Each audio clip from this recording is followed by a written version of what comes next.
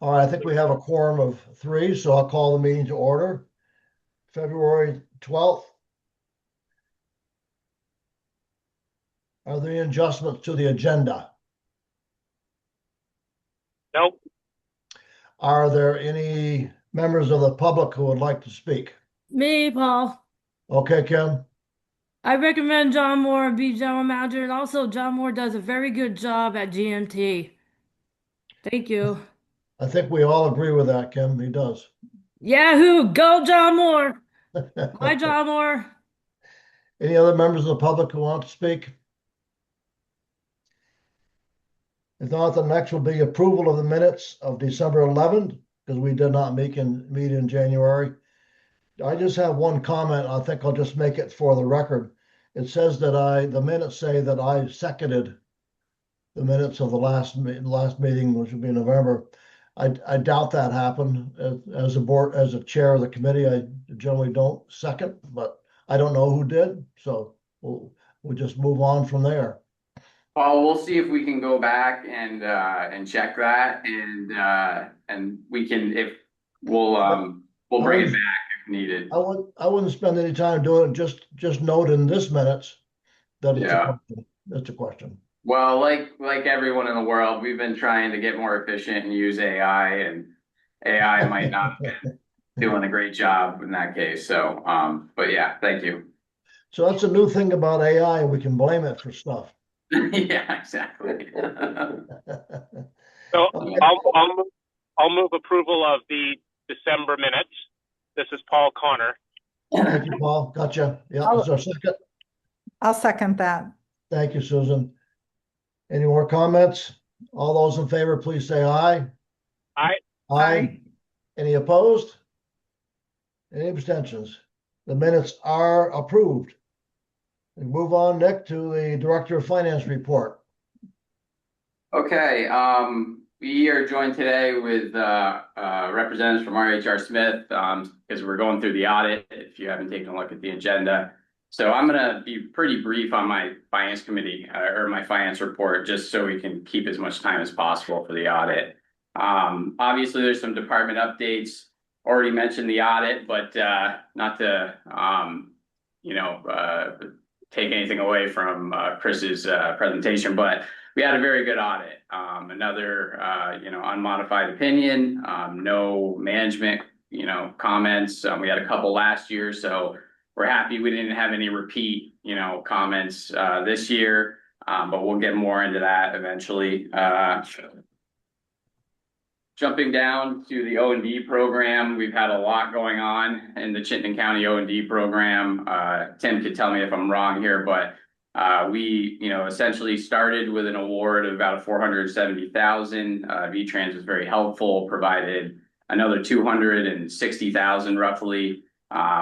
Even though we got those additional funds, I think we're still projecting likely some shortfall in that program. But we've certainly worked on updating the trip counts. There's been partners that have really stepped up to the plate, overmatched in terms of the rides that they're providing. And then obviously there's program constraints that are going to affect in late February. So we're hoping that we can get through this without a significant toll on the rural fund balance, as we have the transfer going on. Another item that I wrote about in my report is the first payment of our net assets on the rural side was made RCT a couple weeks ago. It was about $530,000. The majority of that was just the net asset payment, but we did have a secondary payment for CTO that had to be made because there were some folks that wanted to transfer their vacation time onto RCT's books. Could I ask a question about the O&D? Sure. 2 questions. One is, are we settled with Colchester at this point? We are, Paul. John and I did have a discussion with Clayton, and we pushed out the start date of those trip constraints to March 2nd. We just need a little bit more time to get all the letters mailed out. And I think, all the O&D partners are pretty happy about that, Paul. So now it's just basically 4 months that those trip constraints will be in place. I did have some back and forth with Aaron at Colchester about some slight changes that he wanted to make, to his letter. We shared the letters in advance with all the O&D partners before they were distributed. Thank you. That's actually good news. And do I understand correctly, if there is a deficit that will be taking out of the rural? That is correct, Paul. That's Yeah. correct. Okay, Yep. thank you. O&D is a rural program and has been.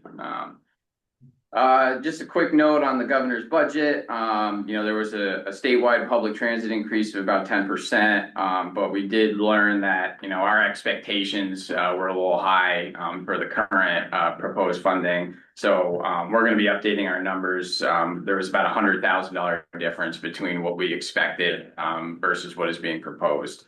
And that will likely come out of, one of the flex lines. So either the preventive maintenance or the CMAQ line that we get from the state. Already mentioned the reserve payment. You'll notice there's, a Medicaid update in my report. So we're estimated about a $60,000 loss in the Medicaid program right now. It's about a 4% net margin. I know BTA, I think, successfully lobbied the state for some additional Medicaid funds. So we don't expect that loss, hopefully, to grow for the remainder of the year. But obviously, we're only halfway through the year, and I need to get caught up with Elaine on exactly if that funding was approved. But I think it was. In terms of, I have some metrics in there that we're starting to include on, GMT's liquidity and cash position. We're doing fairly well. I would say we've got about $2 million in cash as of November, about $4 million in cash equivalents and investments, and $2.7 million line of credit. So if you want to think about that, that's about a 45-day of cash and equivalents. And 65, including the line of credit. Nick, how much of that cash is rural? So the majority of it is rural, Paul, just because of the fact that most of the gains over the years have been on the rural side. Most of the upfronts are rural. And the urban side, because we're a couple months behind in billing and grant billing, the urban side uses up so much more cash. So a lot of times what's happening is the rural side is letting the cash flow to the urban side. So it's really all rural, to be quite honest.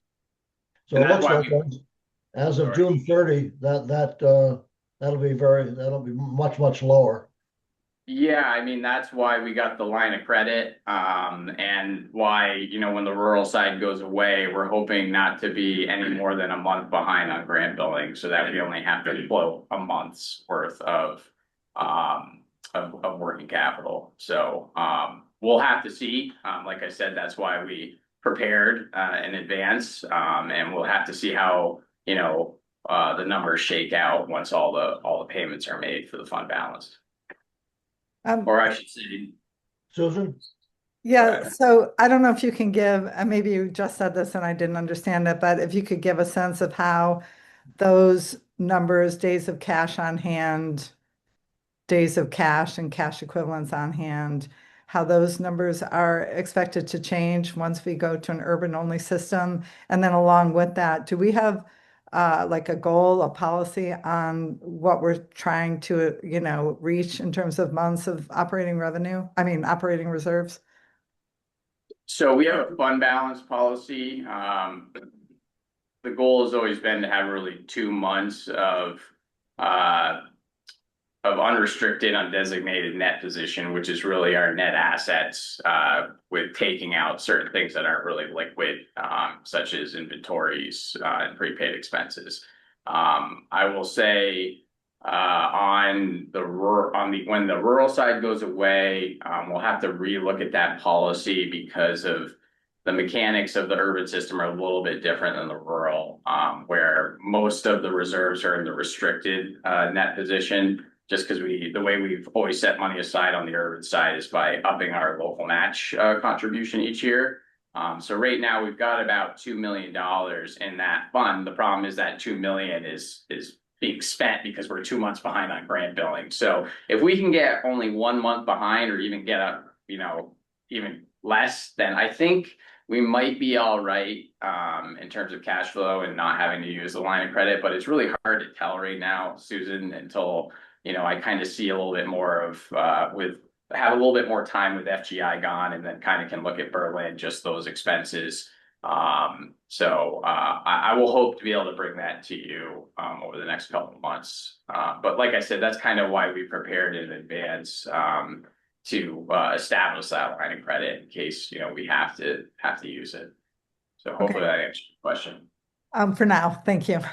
Yeah, Nick, is it fair to say that it's going to be very hard to meet any kind of a goal because we're just not going to have the cash on hand to meet even probably a month's operating expenses? Well, we'll have to see, Paul, with all the rural expenses gone, and if we can get our grant billing, up to like less than a month, then we might be able to have enough working capital not to have to rely on lines of credit. But it's going to be hard to tell until we actually have some actual data that comes through. So I'm not going to say no, but like I said, I don't really have a good sense right now with the rural side still being included in our results. So, but I'll try to do some projections over the next couple of months so we can have an idea of what that's going to look like before the rural side disappears. So moving on, I'll just jump kind of down into the operating results. So as of November, so in your packet attached to my finance report is a couple of things. So you've got November complete financials, you've got December expenses, just expenses. Something new is you have a cash flow statement. So we're trying to provide you folks with a pro forma cash flow statement monthly. And then there's obviously the statement of net position, which is our balance sheet.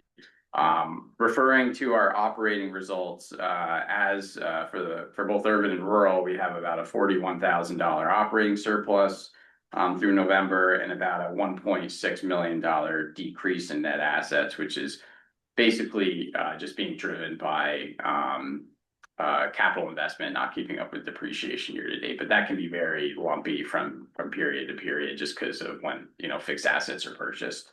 For the urban division, how that splits out is there's about a $26,000 operating deficit on the urban side. That's really driven by unallowable expenses year to date. So for example, we pay the lobbyists, we can't bill that to federal grants, so that's impacting it, and a couple other things. Staff gifts, like we did a Christmas gift this year to staff, and that's not allowable to bill that to federal funds. So that's really what's driving that. The net assets are down on the urban side about 1.2 million for the same reasons I've just mentioned. And then on the rural side, we have an operating surplus of about $66,000. Net assets are down about 374. And I would say that hopefully we're tracking for better than the current deficit that has been budgeted. But or maybe you don't know, but the current adjusted budget for 26 was not structured to factor in the rural transfer. So I think we're going to work on an updated 26 operating budget adjustment to bring to you folks so you can see the current data that we have reflected in the budget. So another thing to note when I bring you, I think it won't be till January, but January's financials, that will include the first payment that I mentioned to RCT. So that's going to show as a loss. So, we'll have to remember that when we're reviewing financials in a couple of months. So in terms of the balance sheet, total assets are about 50.6 million. Fund equity about 43. Obviously, the majority of that is in fixed assets or equity and capital assets at about 38. The rest is in restricted and unrestricted. If you look at the cash flow statement, cash has improved year to date. So we've got about a positive operating cash flow of about $1 million, and that remains positive. And really, happy to see where the financials are at year to date. One good thing that I will mention, and anything could change. We've got another 6 months left in the year according to our financials.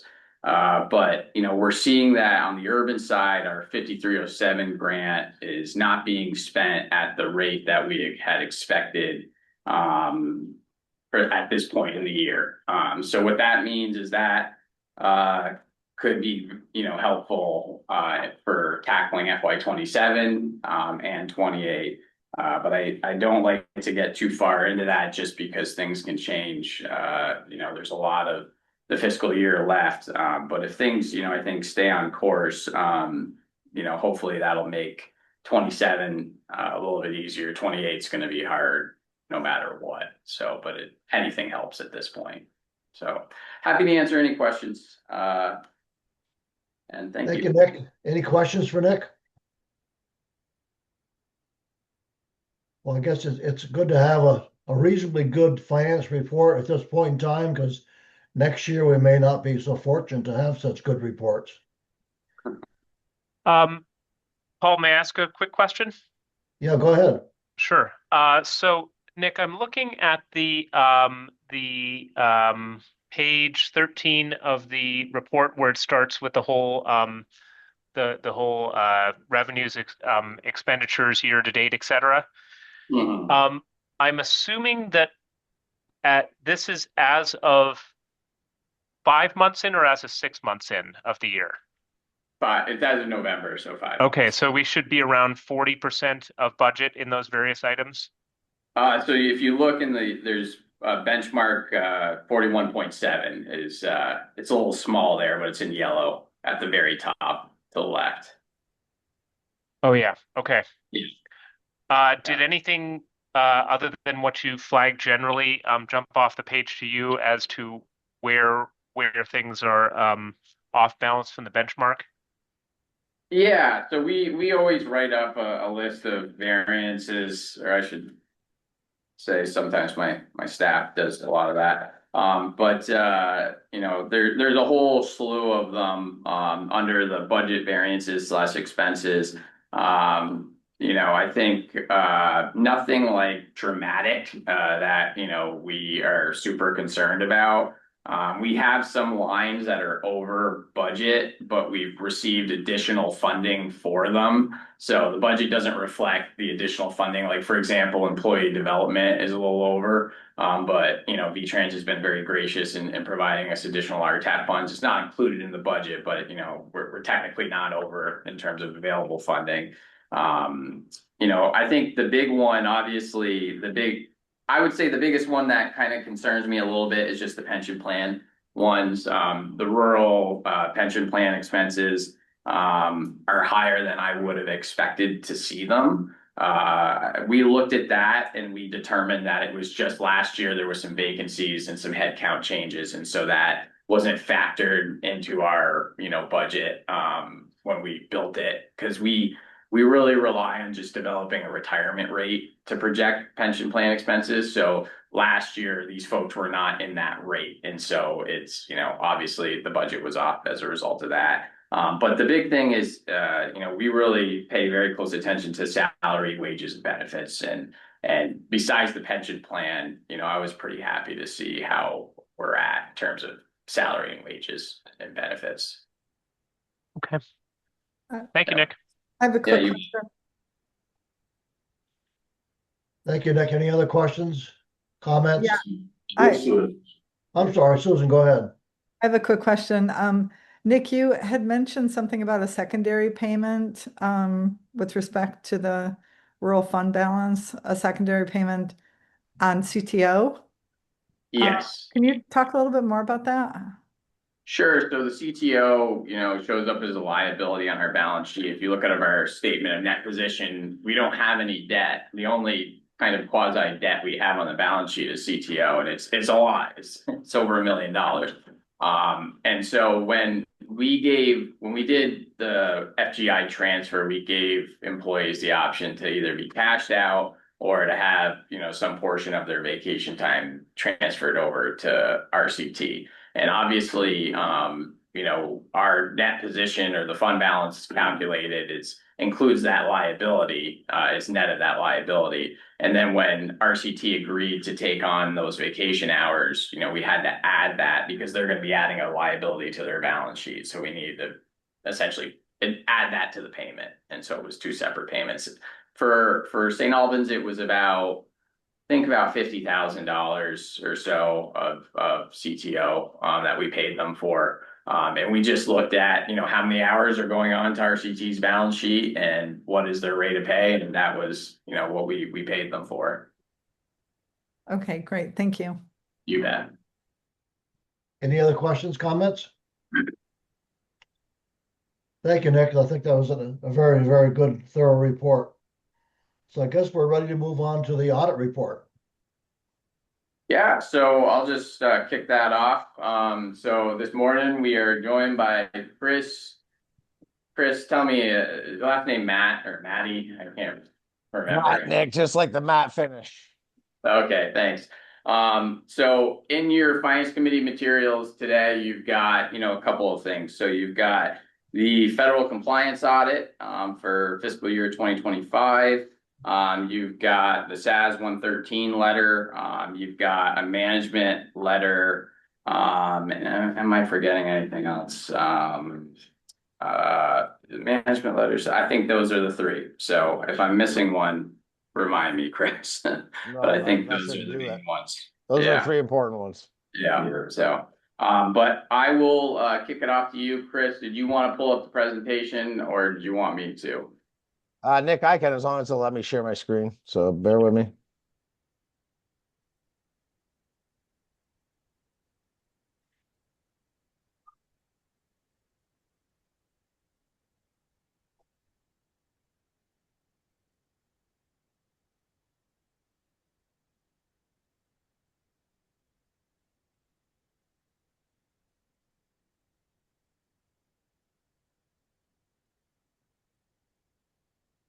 Nick, can everybody see that? Yes. Yeah. Perfect. So good. I'll briefly introduce myself. So as Nick said, Chris, you got your notes showing though. You're kind of in presentation, or is that? Yeah. I don't know how you get it. I've done this before too. So. Are they still showing, Nick? I would just hit from beginning and see if it goes back to like.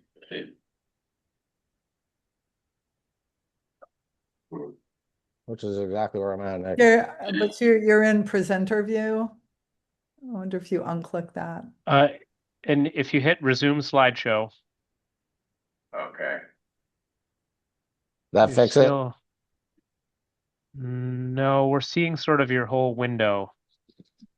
Yeah. Do you think it could be because it's used? It's because I'm sharing my screen and not sharing the actual presentation, and I'm not sure via this Zoom if I can do that, Nick. Yeah. If you want to drive, you're more than welcome to. Yeah, why don't you let me try to pull it up? I've already got it right here. So if you want to stop sharing, I'll take it over. And then you can just tell me when to switch. Will do. All right.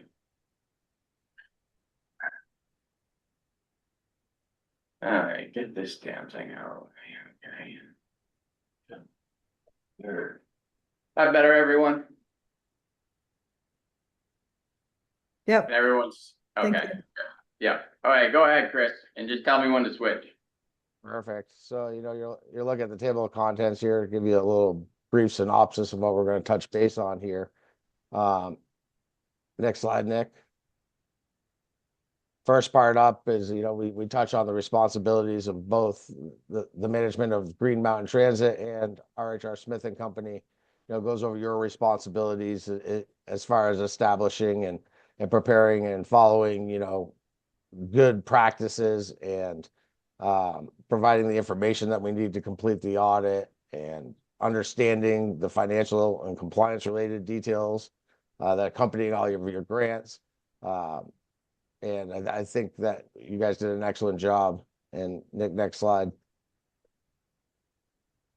Our responsibilities are to perform an audit in accordance with AICPA to audit the financial statements, the governmental activities, to make sure that you're following the processes and controls that you guys have established and put into place, and to identify and resolve any disagreements with management, which I'm happy to say there was none. It was, as Nick alluded to earlier, jumping the gun a little bit, but it was a very good, clean audit. You guys did a heck of a job in preparing and providing while we were on site. So kudos there. And, lastly is to, if something does catch our attention, to make some recommendation on how you guys as a company can improve your control environment. Next slide, Nick. So this is the important slide. This is what you actually pay us for. So this is our independent auditor's report, of which you were issued the highest opinion we have of unmodified for fiscal year 2025. So hats off and congratulations on that. Next slide, Nick. Jumping into the balance sheet in that position, there was a 53% reduction in cash that was mitigated by the $2.16 million increase in investment. Looks like you guys strategically took advantage of some lingering high interest rates and capitalized on that. Capital assets totaled $37.7 million, and that represents about 80% of what your total assets are. Your total liabilities dropped 134,000 and change, or approximately 4%, and there's no remarkable fluctuation in any one count per se. Net position decreased by 499,500, or roughly 1%, and that was largely concentrated in the restricted and unrestricted category. Your current and quick ratios of 5.23 and 4.58 respectively are exceeding the industry norms, which are typically 2 and 1.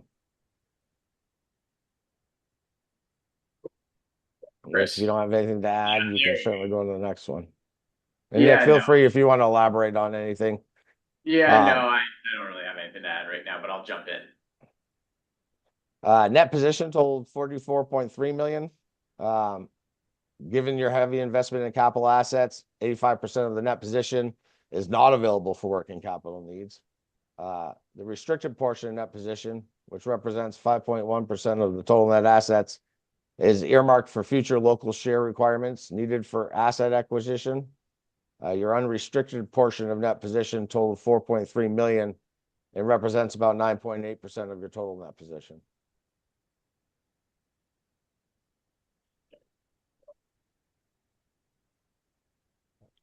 Following through on the graph, this is a 3-year comparison. Again, on net position, the unrestricted portion of net assets dropped by 218,000 and change, or roughly 4.8%.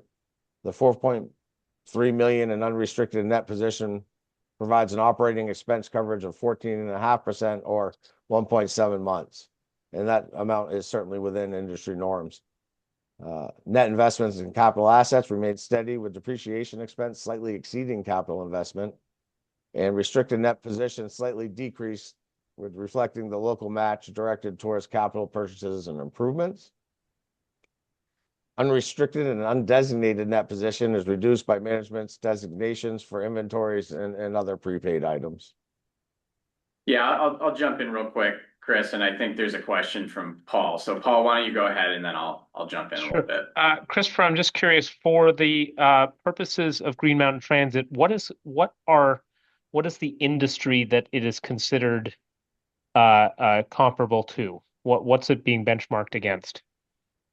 So Paul, to be honest, Heather Hunter, who was going to join this, and normally when she does these types of comparisons and talking about industry norms, we have several other transit authorities that we do, and it's probably also mashed in with some other local nonprofits and governmental type funds, and it's probably a combination of both. But I can say, suffice it, those ratios and those proportionate shares are higher than probably most industry norms, no matter what you're comparing it to.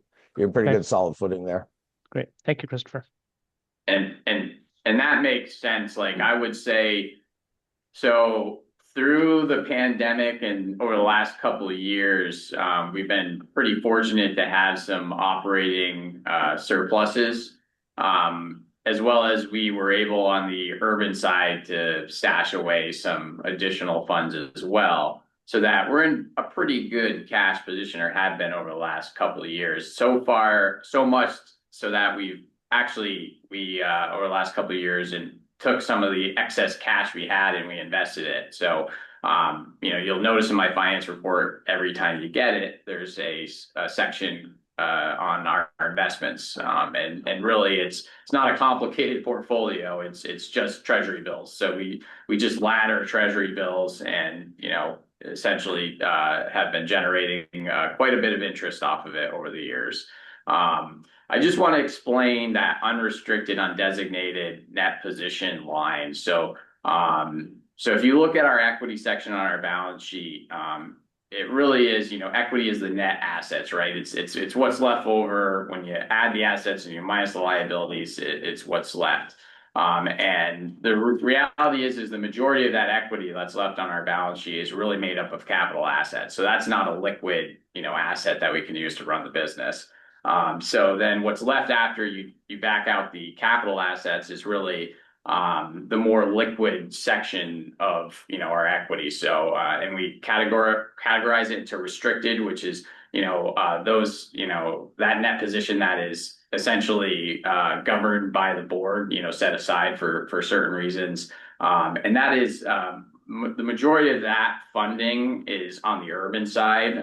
So during COVID, we set aside about $2 million. That was really kind of our reserve fund for the urban side per se. So the majority of that restricted section is urban. And then on the unrestricted, it's kind of the exact opposite. The majority, or almost all of that, in terms of the unrestricted section, is primarily rural. But the reality is when you look at both restricted and unrestricted net position, especially unrestricted, just because it says $4.3 million, it doesn't mean that is all liquid. Some of that, it's just really, like I said, the delta between assets and liabilities, and some of those assets are not liquid. So like for inventories, for example, is an asset, right? But I'm not going to be able to go pay my bills or run, the business with inventory. So what we do is we came up with sort of a management imposed designation. So it's a calculation that really determines, what of that unrestricted is liquid for us to actually be able to, run the business. And so the two items that we really back out when we calculate that is prepaid expenses, because, obviously those are expenses that have already been paid. We can't use that to run the business. And we back out inventories. And so, really that is what we use to compare as a benchmark in terms of months of fund balance, quote unquote, on hand. So hopefully that makes sense. And we've included it, I think, for almost like the last 3 years. And really what we'd like to see is to see that, be close to 2 months of expenses on hand. And, as you can see, we're not there. So even if you take the unrestricted net position as a whole and you don't make those adjustments, we're only at 1.7 months. So we're a little shy of the target that we'd like to be. But as Chris kind of mentioned, it's not typically common for nonprofits or transit agencies to have that luxury of that much cash on hand, or I should say fund balance. And Nick, to add to that, you're 100% correct. Typically, they'd run the lower end of that, and 2% is certainly the upper end of what the industry norms are. And as an auditor, anything over 1.2 to 2%, 2 months worth is more than acceptable. Yeah, great. All right. Any questions on this? Because this is typically where the committee and the board focuses the most time on. So, happy to spend more time on it if you folks wanted to. Great. All right, we'll jump to the next slide then. So Nick, talking about the urban side of things, urban operating revenues totaled 19.6 million, which was an increase of just short of $1 million, or 5.3% from FY24. The increases in purchase services, the 1.6 million, and the other grants, 1.5 million, that more than tempered the decrease that was there for the state and federal subsidies of 2.2 million. Non-operating revenues totaled 43,000, capital contributions of 2.65 million, and a positive adjustment of 75,000 and change in the deferred cost pool. So I'll jump in a little here too, Chris. So just so we're clear, purchase of services is fares, right? So that's, you'll notice that, you saw a big, when we went back to charging fares, you saw an uptick in the fare revenue. And then as a result of that, our federal subsidies went down, but only because we didn't have to use as much of our federal grants. So that was, the real benefit. So if you look at the federal subsidies and you see that big drop off from orange to green, it's not because we didn't have that funding. It's just we didn't need to utilize it. So that was actually a positive, thing that happened in 25. And then other grants, that large uptick from 24 to 25, I believe was tied to we used more flex funds, as well as we used 2 years worth of 5311 flex to 5307 funds. So that's really the large uptick, and that also contributed to the drop in federal subsidies that you saw as well. So jumping on to the rural side. Go ahead, Chris. Here you go. Rural side, rural operating revenues amounted to about 10.1 million, which was a decrease of 175,000 and change, or 1.7% from the previous year. The increase in federal subsidies of 147,000 and other grant amounts of 149, that helped to partially mitigate the decrease in the purchase services of 452,000 and change. Non-operating revenues totaled 232,000 and change, and capital contributions totaled about 1.5 million. Great. I'll jump in here real quick too, Chris. So purchase of services, the decrease year over year that you're seeing there is related to, that's primarily Medicaid. So the Medicaid program on the rural side. So we saw a pretty dramatic reduction in our Medicaid revenues in 25. Part of that was because we had experienced a gain in 24, and so they made us, pay some of that back in 25, so that reduced our revenues. And then you'll see since 23 in the other grant section, you've seen a pretty steep climb in 24, and then a little bit more in 25. And that was really the result, starting in FY24. VTrans started really funding more of our fixed route services and our demand response to, like MyRide, with CMAQ funds. And the CMAQ funds really fall into the other grant section. So that's why you saw a drop off in the federal subsidies, which is really 5311, and a pickup in the other grants. And then, obviously we saw a pretty big uptick in state subsidies in 24, and then that kind of just leveled off in 25 as well.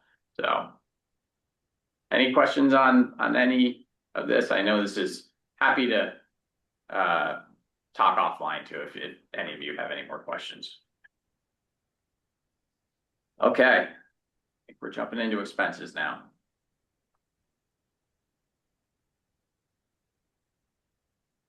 Expenses on the urban side, all expense categories did rise in FY25 by a combined total of 1.2 million, or 5.5%. The cost of transportation represented the largest portion of that increase at 932,000, or 5%. Capital fund expenses grew slightly, reflecting continued capital purchases and investment activities. Depreciation grew by 7%, which reflected the growth in the capital assets. Overall results for the urban portion of the operation is a 1 million or 2.8% reduction in that position. Okay. Moving on to the rural side, again, all the expense categories rose in FY25. On the rural side, it was by a combined total of 797,000, or 7.5%. The cost of transportation represents the largest portion of that increase, again at $661,418, or 7%. Capital fund expenses was positive, reflecting higher capitalized assets and local match contributions. Annual depreciation grew by 14% or 136,000 and change, reflecting fixed asset growth. Overall results for the rural portion of the operation is $543,192 or 6.9% increase in that position. And as Nick alluded to, and I've alluded to, we're happy to say that there was no management letter comments, and the audit went super smoothly, and the policies and controls that you folks certainly have in place are being adhered to and followed, and doing a good job. All right, I think that's it. Any questions before we take the presentation down? Hey, Nick, not a question, but I just want to congratulate you and your team on this result. And I think it shows a lot of diligence and hard work and making sure that we're doing everything that we need to and managing the people's money. Thank you. Yeah, I want to just recognize, my team, especially Tammy, who does, a tremendous amount of work for the audit, as well as Tim as well. And Rich also was here for this year's audit. So Kelly's not in the room as well, but she does a tremendous amount of work. So it's a lot of work for my team. And so I think, this is very, it's nice to see that, we're getting these results and the hard work is paying off. So. And something I would just want to pass on, you mentioned Kelly's due diligence. The person who scares me the most at GMT is Kelly when she's looking for a receipt that I may have lost. And so she does great. Good to hear that. Okay, well, I'm going to stop sharing, and I'm happy to answer any more questions on the audit.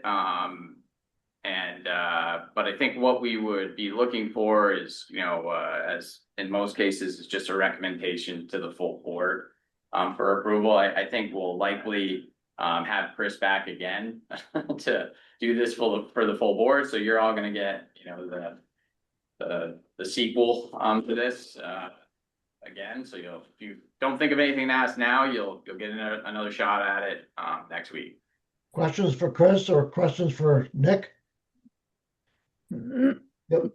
Yeah, go ahead, Susan. No, I just also want to express my appreciation, Nick, for all of the work that you and your staff are doing to really keep us in such a great basis for understanding our financials. We have a lot of challenges we have had and we will continue to have, but knowing that underlying all of it is this really accurate accounting is just incredibly valuable. So thank you for that.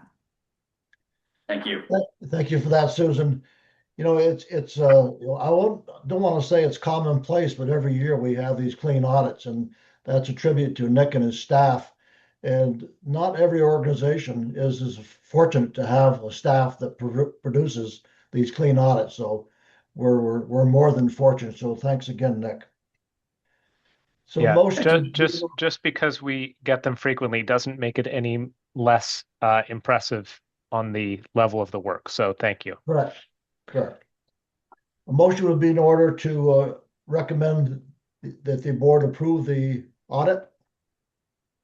I'll make that motion. Thank you, Susan. Is there a second? Second. Thank you, Paul. Any comments? And just for AI purposes, that's Paul Connor who's second. Thanks. I'll have to remember to do that every time now. Appreciate I don't think you were here in December though, so can't blame you for that one. All those in favor of the motion, please say aye. Aye. Any opposed? Any abstentions? Motion approved. Thanks again, Chris. Hey, thanks, guys. See you next week. You got it. All right, is there any other business to come before the Finance Committee? If not, then the motion would be in order to adjourn. So moved. Thank you. Is there a second? I'll second that. Thank you, Susan. All those in favor, please say aye. Aye. Aye. Any opposed? We stand adjourned. Thank you, Thanks, everybody. everyone. Thanks so much, Have a Paul. good day. Bye. Good luck, John Moore. Good job. Bye.